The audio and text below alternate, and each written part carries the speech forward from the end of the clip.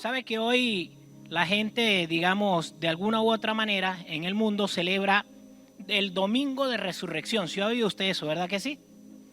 Domingo de Resurrección, pero quizás eso ha pasado a ser para muchos, más que un impacto en su vida espiritual, una tradición histórica. Y no van más allá del hecho de tomar en cuenta el hecho histórico de que Jesús murió y resucitó, pero no hacen muchas veces o no viven de acuerdo al hecho espiritual que ocurrió en la crucifixión y resurrección de Jesús. Y no en vano Jesús vino a este mundo a morir y a resucitar.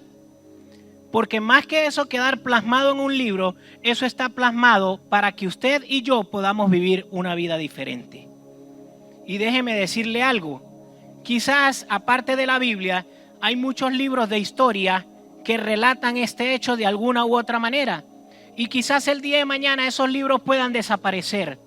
Pero el impacto que pasó y que ocurrió en lo espiritual, nada ni nadie lo podrá borrar.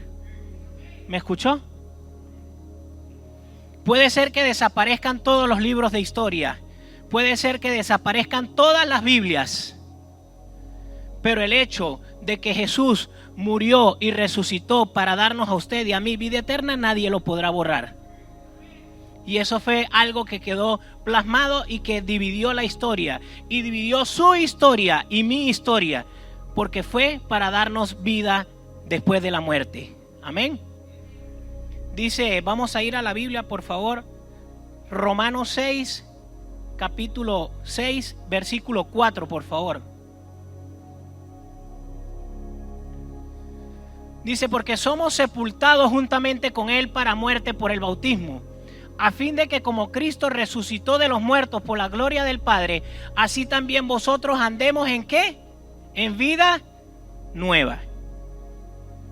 Y nos hace aquí un llamado de atención, dice, porque somos sepultados juntamente con Él para muerte por el bautismo. Cuando usted y yo somos bautizados, morimos a la vida vieja para nacer a una nueva vida. Y dice la palabra de Dios que nosotros lo que reconocemos en nuestro corazón que Jesús resucitó de los muertos, somos hechos nuevas criaturas. Es decir, para vivir de una manera distinta, diferente a la que vivíamos antes. Y nosotros, dice aquí, para que andemos en una vida nueva. Cuando usted tiene unos zapatos que están viejos y rotos y usted compra unos zapatos nuevos, ¿usted qué hace con los viejos? ¿Los qué? Los bota, ¿verdad? Y usted empieza a ponerse los zapatos nuevos. O usted agarra y guarda los zapatos nuevos por 30 años a ver y los saca a los 30 años a ver cómo están. ¿Verdad que no? De la misma manera, cuando nosotros aceptamos a Jesús, tenemos que inmediatamente empezar a vivir una vida nueva porque Él ha marcado un nuevo inicio en nuestra vida.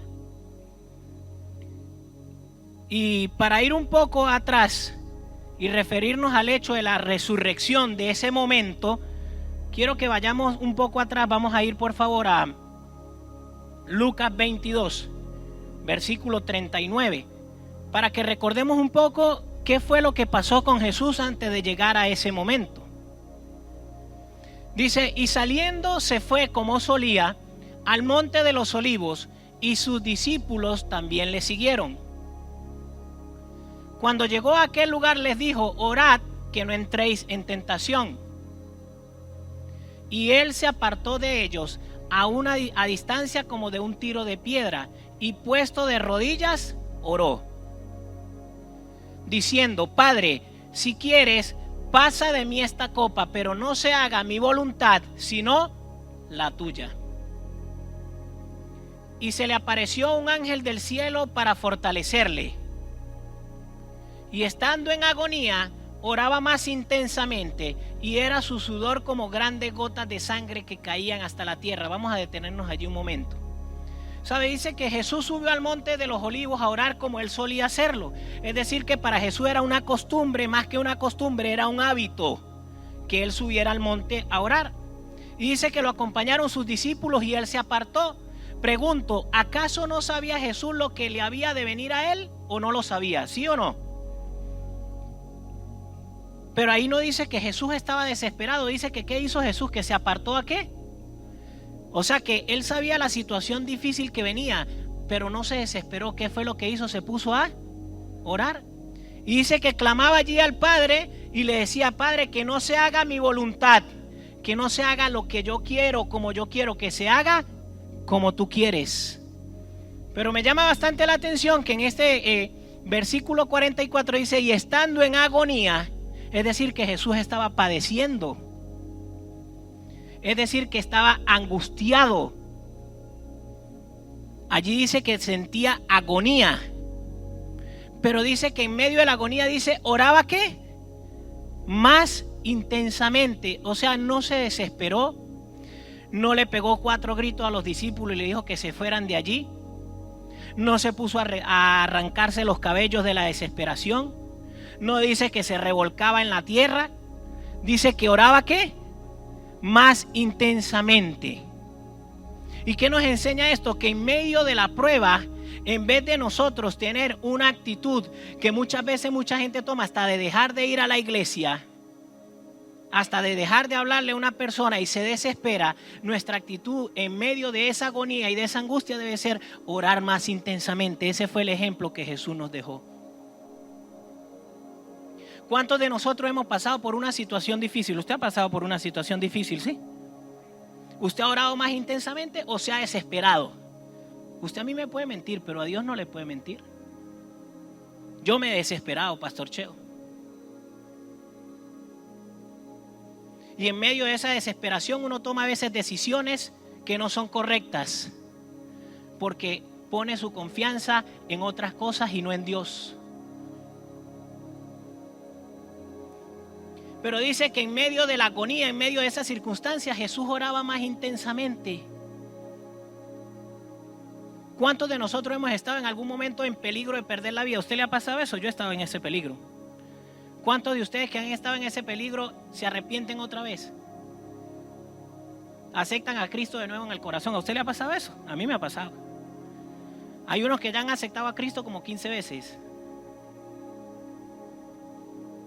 Y decía en el primer servicio que eso es como cuando a nosotros nos convocan por los grupos a una reunión de la iglesia, que la hermana Laura o el apóstol dice: por favor, confirmar asistencia. Y usted confirma con un mensaje: confirmado, Pastor Felipe. Cuando nosotros volvemos y le decimos: Señor, perdóname, le estamos confirmando, para cualquier cosa voy para allá, ¿no? Y decía que podemos haber 3 tipos de personas. Podemos haber los que confirman y llegan, pero puede haber los que confirman y no vienen. Y pueden haber los que no confirmaron, pero llegaron. ¿Sí o no? Dice la palabra de Dios: aquel que esté firme, mire que no caiga.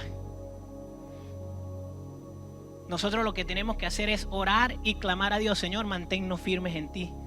Ayúdanos en nuestra incredulidad. Sigue diciendo el versículo 45. Cuando se levantó de la oración y vino a sus discípulos, los halló durmiendo a causa de la tristeza. 46. Y les dijo: ¿por qué dormís? Levantaos y orad para que no entréis en tentación. ¿Sabes? Jesús no se puso a insultarlos, no los disciplinó, ni siquiera se puso bravo con ellos. Jesús estaba centrado en que él necesitaba tener una mejor relación con el Padre, porque la situación que le venía tenía que enfrentarla con fortaleza de Dios. Y le dijo: pónganse a orar. En medio de cualquier circunstancia que nosotros tengamos, ¿sabe qué es lo que tenemos que hacer, hermano? Orar. Porque Dios se va a encargar de lo demás. Saben, estos días veía una imagen, creo que la pastora Normari hizo referencia en uno de los servicios, de gente aquí en las salas de emergencia, en las salas de afuera, que quizás jamás habían clamado a Dios, orando para que los enfermos se sanen allí adentro de esas unidades de cuidado intensivo y de esa emergencia. Y yo decía: Señor, gracias, porque esto ha llevado a la gente a que te reconozca a ti. Y por otro lado decía: ojalá permite, Señor, que esta situación no sea mientras tengamos la situación del virus, sino que cuando esta situación tú nos saques, no nos olvidemos de quién fue el que nos sacó de esto. Y sabe, y eso no se lo aplico a usted, eso Dios me lo habló, fue a mí. ¿Cuántas veces yo, no lo digo por ustedes, pero a ustedes se los digo, como decía alguien, cuántas veces yo he dejado de buscar a Dios como debe ser porque me he confiado y porque todo está bien? Cuando aquel que me permitió salir de una circunstancia difícil fue Él. Y muchas veces vemos que hay personas que quizás, Pastor Cheo, cuando están en situaciones difíciles lo llaman a uno como pastor, vienen a la iglesia, oran, ayunan, llegan a las 5 de la mañana. ¿Sabe? Nuestro papel no debe ser criticar, sino decirle: Señor, permite que en todo momento, así no estén pasando por ninguna circunstancia difícil, ese sea el mismo fervor con que se te busque a ti de día, de noche y a cualquier hora, Señor. Porque esa debe ser nuestra actitud y nuestra postura correcta. Amén. Vamos a ir por favor a Lucas 24. Lucas 24, versículo 1 dice: el primer día de la semana, muy de mañana, vinieron al sepulcro trayendo especias aromáticas que habían preparado, y algunas otras mujeres con ellas. Y hallaron removida la piedra del sepulcro, y entrando no hallaron el cuerpo de Jesús. Aconteció que estando ellas perplejas por esto, he aquí se pararon junto a ellas dos varones con vestiduras resplandecientes. Y como tuvieron temor y bajaron el rostro a tierra, les dijeron: ¿por qué buscáis entre los muertos al que vive? Escúcheme, dice que llegaron a visitar la tumba donde estaba Jesús. Pero Jesús ya les había dicho a ellos: no se preocupen, esto que estoy pasando tiene que acontecer, pero al tercer día voy a resucitar. Pero cuando ellos llegan, estas mujeres llegan con estos perfumes, con estas fragancias, al tercer día a la tumba, quiere decir que ellas dudaron de la palabra de Dios, porque si no, no hubiesen llegado. O sea, si ellas llegaron a la tumba el tercer día, ellas no recordaban, o se les olvidó, o no confiaron en la palabra que Dios le había dado. ¿Sí o no? Y dice que la piedra estaba removida. Quizás estas mujeres pensaron: se robaron el cuerpo. ¿Qué habrá pasado? Y dice que se le aparecieron dos varones con vestiduras resplandecientes y le dijeron: ¿por qué buscáis entre los muertos al que vive? Y dice que ellas se sorprendieron, que sintieron temor. ¿Por qué sintieron temor? Porque sabían y entendían que la palabra que Dios le había dado se estaba cumpliendo y que ellas habían dudado. Y si usted sigue leyendo más adelante, lo que pasa es que no tenemos mucho tiempo, dice que cuando fueron y le avisaron a los discípulos, hubo un discípulo que se fue a la tumba a ver si era verdad. ¿Sí recuerdan quién era? ¿Quién era? Pedro.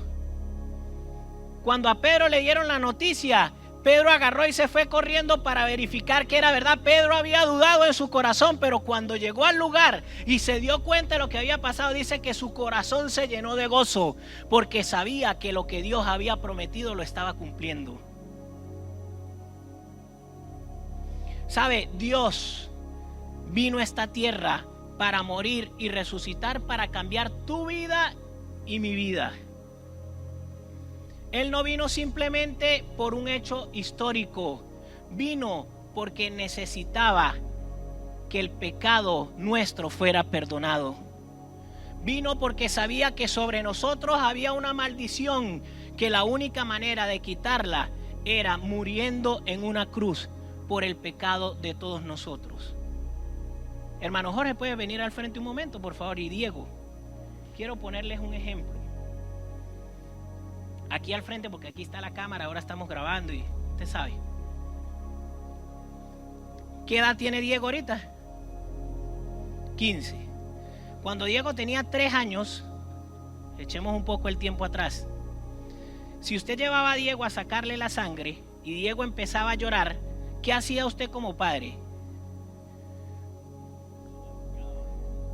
Lo consolaba, ¿verdad? Lo animaba, ¿sí o no? Si usted lleva a Diego ahorita a sacar la sangre y empieza a pegar 3 gritos y a quererse salir corriendo porque le van a sacar la sangre, ¿usted qué hace como papá? Sinceramente, es posible que lo deje solo, ¿verdad? O sea, avergonzado usted, ¿verdad? O que usted lo agarre y le diga, no, porte serio, ¿qué pasa? Usted es un varón, ¿sí o no? Gracias, hermano Jorge, puede sentarse. Escúcheme. ¿Verdad que nosotros hemos sido enseñados tradicionalmente de esa manera? Ahora le pregunto algo, hermano Jorge, gracias por el ejemplo. Cuando usted ha venido delante de Dios destruido por algo que usted ha hecho, ¿qué trato le ha dado Dios? ¿El que usted tenía con Diego cuando tenía 3 años o el que usted le hubiese dado en estos momentos?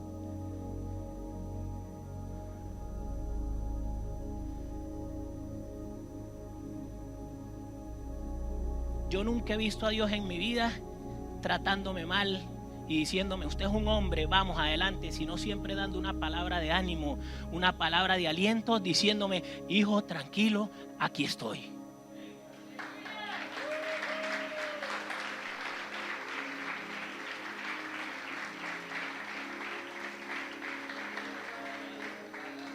¿Y cuál cree usted que era la postura del Padre cuando Jesús estaba en agonía? Cuando Jesús estaba allí con su rostro postrado en tierra en agonía, diciéndole, Padre, que no se haga mi voluntad sino la tuya. ¿Cuál cree usted que era la reacción del Padre al ver a su hijo allí sufriendo? ¿Verdad que nosotros los padres ninguno queremos ver padecer a nuestros hijos?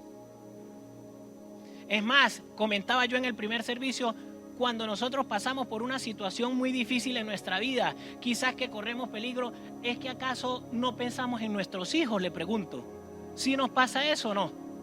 ¿Sabe? Camino a la cruz, camino a cumplir su propósito, Jesús pensó en usted y pensó en mí. Nosotros estábamos en su mente y en su corazón. Y nada lo hizo retroceder. Primera de Corintios 15:20.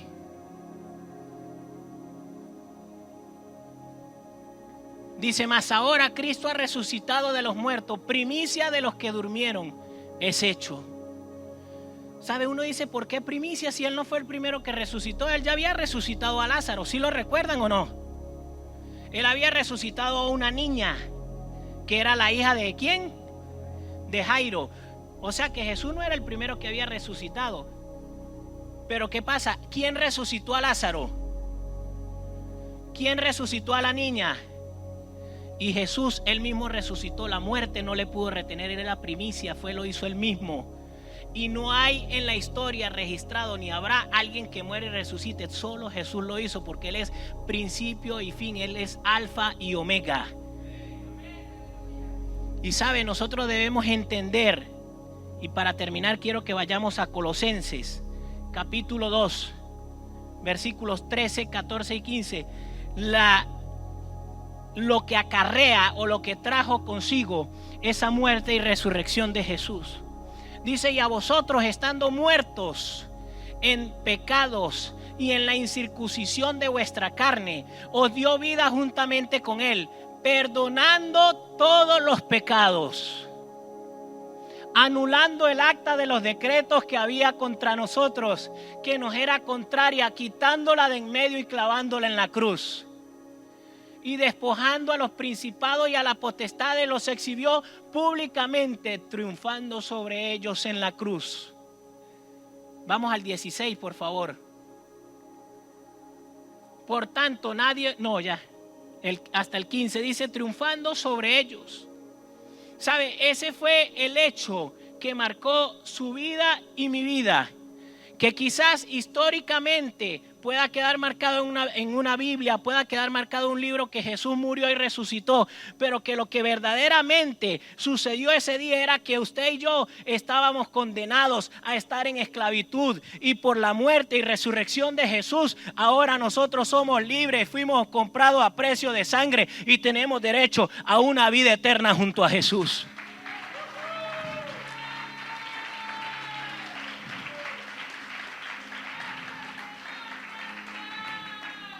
¿Sabe?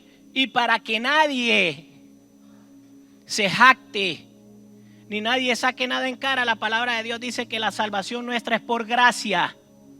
Es un regalo que viene de Dios, dice, para que nadie se gloríe. Porque no es por lo que usted y yo hicimos que nos creemos o pretendemos ser merecedores de ese premio, sino que es por gracia, un regalo, un favor inmerecido, que aunque no lo merecíamos, Cristo murió y resucitó por usted y por mí para darnos vida eterna. Y eso, ¿sabe? En vez de nosotros celebrarlo o conmemorar como dice esta tierra, nosotros cada día de esta vida deberíamos estar agradecidos de que Dios se entregó por completo por usted y por mí. Yo no sé, por lo menos yo no era merecedor de eso. Quizás alguno de ustedes sí, porque es muy bueno. Quizás alguno de que esté aquí sí es merecedor porque piensa que todo lo ha hecho bien. Como ese joven rico que veíamos en una de las prédicas, creo que fue el pastor Ronald que predicó el joven rico, que decía: Señor, hasta ahora todo lo he cumplido, ¿qué me falta? Señor, hasta ahora todo lo he cumplido, he venido, he picado verdura, he cortado leña, he ido al hospital, he orado por enfermos. Señor, todo lo he cumplido. No es por lo que hayamos hecho, mis hermanos. Es la gracia, el favor y la misericordia de Dios sobre nuestra vida. Sí, que no quiere decir esto que ahora no vamos a hacer nada. No vaya a ser que alguien, Pastor Cheo, se lo agarre a pecho y diga: ya, salvo por gracia, en una hamaca, un chinchorro toda la vida. No, lo que quiero decir es que no es por lo que usted y yo hacemos que nos ganamos la salvación, es por gracia, es un favor recibido de Dios. No sé, Pastor Romy, usted sí merecía que el Señor muriera en esa cruz, ¿verdad que sí? No lo merecíamos, ¿verdad que no, Pastor Romy? Pero aunque no lo merecíamos, Él pensó en usted y en mí antes de llegar a esa cruz, y estábamos en su corazón, y nada ni nadie lo hizo detenerse. Y yo me imagino a Jesús estando en esa cruz diciendo ahí: uy, es que por ese Orlando lo que me está pasando, pero no importa, yo lo voy a hacer porque yo lo amo. Uy, es que por ese, mire, de verdad por Daniel, es que de verdad si fuera por mí no lo hiciera, pero es que lo movió fue el amor, mi hermano. Porque ninguno de nosotros merecíamos eso. ¿Y sabe a qué nos debe llevar eso? A reconocer cada día y agradecerle a Dios: Señor, gracias porque tú resucitaste, y en el momento en que tú resucitaste fue para darme y regalarme vida eterna desde ahora y para siempre. Amén. Póngase de pie, por favor. Y le voy a invitar allí a que cierre sus ojos. Sabe, usted debería abrir allí su boca y agradecerle a Dios por la salvación que nos ha dado. Le voy a pedir adoración, por favor, que suba y estemos entonando este canto. Como dice esta palabra, dice el canto en el coro, dice: Cristo murió y resucitó, hosana, bendito el que viene en el nombre del Señor. Y abra sus labios allí, dele gracias. Dígale: Señor, gracias porque tú resucitaste. Qué bendición esa resurrección, Señor. Qué bendición para mi vida. Qué bendición me diste tú al regalarme vida eterna. Por eso te alabo, Señor. Te bendigo, Señor. Te doy gracias porque sin merecerlo tú te entregaste por completo, Señor. A ti toda la alabanza, Señor. A ti te reconocemos en esta hora, Señor. Tú eres lo más grande, lo más maravilloso, Señor. Tú eres nuestro Dios. Solo en ti confiamos, Señor. Gracias porque en medio de la angustia, en medio de la adversidad, Señor, si clamamos a ti, Señor, tú escuchas nuestro clamor, Padre. Porque somos tus hijos. Gracias por hacernos hijos tuyos. Gracias por comprarnos a precio de sangre, Señor, para traer libertad a nuestra vida, Señor. En el nombre de Jesús.